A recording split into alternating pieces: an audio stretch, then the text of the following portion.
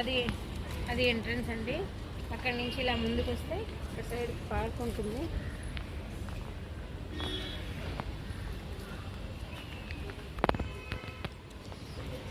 అదొక షాప్ అండి. అక్కడ పూజా సామాన్ మనకి ఏం కావాలన్నా తీసుకోవడానికి ఒక షాపు.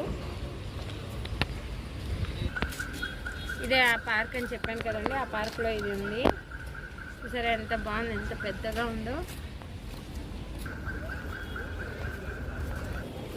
ఇది పెద్దమ్మ గుడి ఎంట్రన్స్ అండి, అది గోపురము.